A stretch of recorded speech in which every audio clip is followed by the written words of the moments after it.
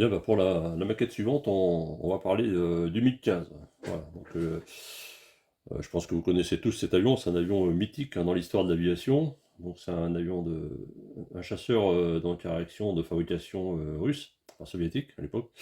Et donc voilà, moi je suis vraiment je me suis beaucoup intéressé à l'aviation russe, et notamment à ce petit appareil que je trouve très très joli, très sympa. Alors, je pense que comme chacun d'entre nous, on a tous nos petites préférences hein, dans les maquettes qu'on choisit. Alors moi c'est le MiG-15. Alors, j'aime tellement cet avion que j'en ai réalisé déjà 3 exemplaires.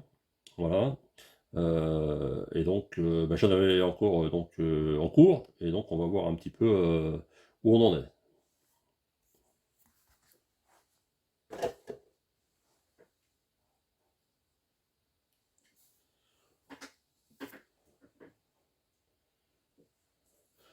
Donc là, comme vous pouvez le constater, il ne s'agit pas d'une maquette en cours, mais de deux en fait, hein, puisque là j'avais commencé, donc je suis en train de poursuivre donc le montage de 2015. Donc il s'agit du kit Edouard, donc c'est un kit qui est sorti sur le marché il y a déjà quelques années, mais enfin, pas très très longtemps d'ailleurs, en différents boîtages. Donc moi j'avais acheté le Quattro Combo, vous savez la grosse boîte dans laquelle on avait 4 maquettes, hein, on pouvait donc réaliser 4 maquettes. Et ce qui était assez sympathique, c'est que dans cette boîte, on trouvait également, donc, entre autres, un verre à bière, avec une sérigraphie MIG, et ainsi qu'un petit morceau, donc certifié conforme avec un certificat, un vrai morceau de MiG-15, donc un tout petit morceau d'1 cm² là, d'aluminium provenant d'un MiG-15. Voilà. Donc, bah, et en plus, dans cette maquette, enfin dans cette boîte, il y avait beaucoup d'aftermarket, comme on dit en anglais, c'est-à-dire de kits d'amélioration. Et puis voilà, donc c'est une très très bonne maquette UDOA. Donc, je suppose quand même des petites améliorations, pas trop de difficultés, mais ouais, globalement une très très bonne maquette. Donc là, en fait, voilà, il y a deux appareils. Alors, ça m'arrive souvent, ça, c'est de monter des appareils en duo, comme ça. En fait, c'est assez intéressant parce que lorsqu'on monte un seul appareil, on est confronté à des difficultés, bien sûr, techniques. Voilà, on les résout à mesure. Et quand on monte au deuxième, bah, ça va beaucoup plus vite parce qu'en fait, on a déjà vu où étaient les difficultés et on a déjà trouvé les solutions. Donc, c'est intéressant, je trouve, de monter comme ça des duos d'appareils en parallèle, quoi.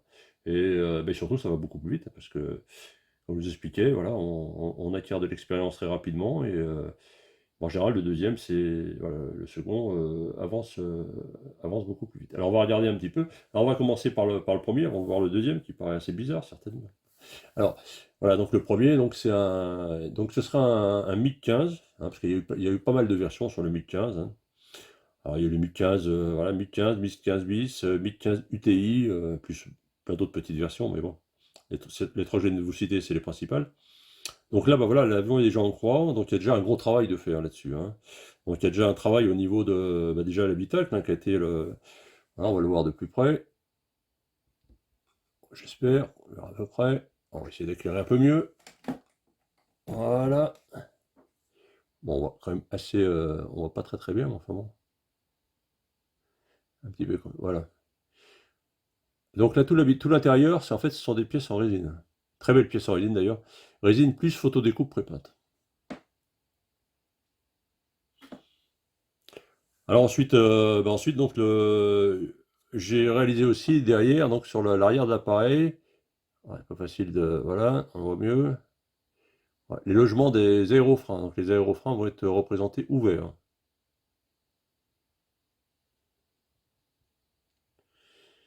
Ensuite derrière, j'ai changé aussi la tuyère, mais avoir quelque chose de beaucoup plus fin que ce qui est prévu dans le kit.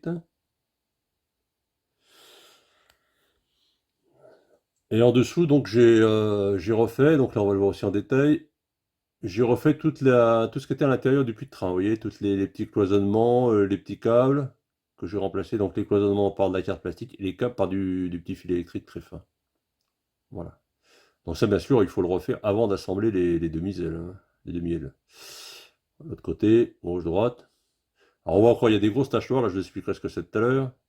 Ouais, bon là, il y a un gros pâté aussi, parce qu'en fait, là-dessous, il y a une petite partie transparente, circulaire. sur lequel il y avait un appareillage. Alors je sais plus ce que c'est exactement comme appareillage.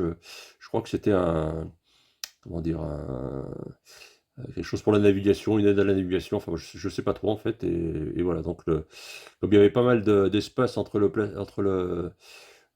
plastique et puis la partie vitrée, bah, j'ai tout remastiqué. Bon, c'est pas grave après, hein, je vais tout poncer, et puis je vais polir, ça permettra de avoir la partie transparente sans problème, quoi. Voilà. Alors ensuite, bon, vous voyez qu'il y a des choses qui... Alors les principales transformations que j'ai effectuées sur cet appareil, c'est vraiment... parce qu'en fait, c'est le principal défaut du kit d'Edouard, c'est ce qu'on appelle les fence, hein, voilà, les petites cloisons qui permettent donc comment dire, la bonne circulation de l'air sur les ailes et permet donc d'améliorer euh, la maniabilité de l'appareil à basse vitesse. Voilà. Alors, je ne vais pas faire voir là parce que bon, en fait, je les ai déjà modifiés, mais donc sur les kits Edouard, ces fens, bah, ils sont beaucoup trop épaisses, quoi, parce qu'en fait, ce sont des lames, hein, dans la réalité, des lames de tôle, donc c'est vraiment très très fin.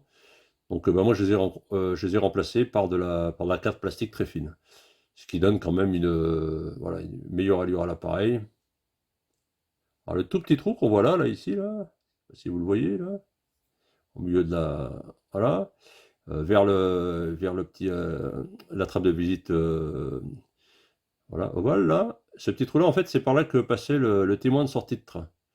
C'est-à-dire que quand le train d'atterrissage était sorti, il y avait une tige, simplement, c'était simplement mécanique, hein, le système, qui sortait, tige blanche et noire, rouge et noire, pardon. Rouge et blanche, je vais y arriver, rouge et blanche qui sortait et qui permettait donc au pilote qui était là de visualiser que le train était sorti ou rentré. Voilà. Ah oui, je vous expliquais là, donc c'était parti là au niveau du raccord et le fuselage. Donc là, le raccord il est loin d'être parfait, hein. Donc j'ai dû mettre du mastic ici, voilà, et puis même de la carte plastique que j'ai beau ici. Donc bon, maintenant c'est bien sec, donc la prochaine étape consistera à poncer tout ça, hein. Et en fait, là, c'est le mastic que vous avez mis ici, en fait, c'est ce que j'appelle du cyanomastic, moi.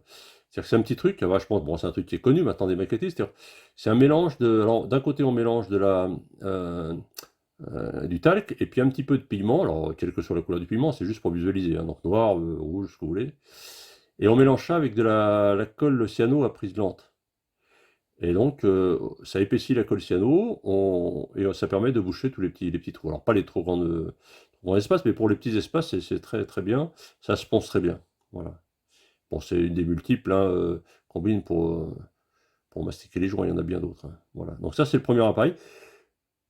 Voilà, en général. Donc là, il est très, très avancé, hein, maintenant, hein, puisque voilà, on va l'entrer d'air ici. Donc il ne reste plus grand-chose à faire avant d'attaquer la peinture, quoi. Alors on va voir l'autre. Alors le second, bah, déjà, il n'a pas tout à fait la même allure, c'est un biplace. Voilà. Donc, je vais retirer le premier, le champ de vision. Enfin, on va le mettre un peu derrière. Voilà. Donc en fait, c'est un biplace. On va l'éclairer correctement là. Alors, voilà le poste de pilotage. Alors, poste de pilotage en résine et photodécoupe. Donc, il sera très visible. Donc là, vraiment, là, ça vaut le coup. Là, on s'éclate vraiment quand on fait ça parce que c'est toujours sympathique de détailler un peu de pilotage. Et d'autant plus que là, il sera extrêmement visible. Il sera très, très, très visible. Donc, voilà. Donc, c'est le kit Brassine, hein, qui est prévu pour la maquette Edouard du 1015 UTI. Alors, bien sûr, bon, ça, c'est ce que j'aurais dû parler en premier d'ailleurs. C'est curieux parce qu'on voit pas l'arrière de l'appareil, hein. C'est quand même un peu bizarre comme avion, hein. Et en fait, bah non, c'est pas bizarre, mais en fait, toute la partie arrière va être représentée démontée parce qu'elle pouvait se déposer très rapidement de manière à pouvoir accéder au réacteur. Donc c'est pareil, le réacteur, donc il sera derrière, il sera fixé ici, hein, sur cette partie-là. Donc le réacteur, donc qui existe aussi donc en résine, et bien donc il viendra se fixer sur cette partie-là, vous voyez, l'arrière de l'avion. Donc là, par contre, là, c'est un gros projet parce que c'est quand même assez complexe, hein, de réaliser ce moteur ouvert. C'est pas simple. Donc ça demande un gros travail. Donc là, il y aura pas mal de boulot. Et puis donc toute la partie arrière, bien entendu, elle sera déposée à part, hein. Donc Tout le reste l'arrière du fuselage et l'empennage sera à part. Bon, il fera aussi détailler l'intérieur, etc. Donc c'est quand même là, c'est un gros travail qui m'attend là, hein, parce que c'est. Mais bon, au final, ça fera vraiment, je pense, une belle maquette. Donc potentiellement une maquette pour concours, ça. Voilà, sur une belle petite scénette. Voilà, voilà là où j'en suis. Mais bon, là, c'est pareil, ça, c'est vraiment un gros boulot. Je pense que j'espère l'avoir fini d'ici la fin d'année, mais bon, j'espère, voilà, pas totalement sûr. Hein, ne serait-ce que rien que le moteur en lui-même, le réacteur, c'est une maquette à part entière, quoi, hein. Et donc, ça demande vraiment pas mal de boulot, quoi. Voilà, voilà. Voilà pour le MiG 15. Bien, à tout de suite.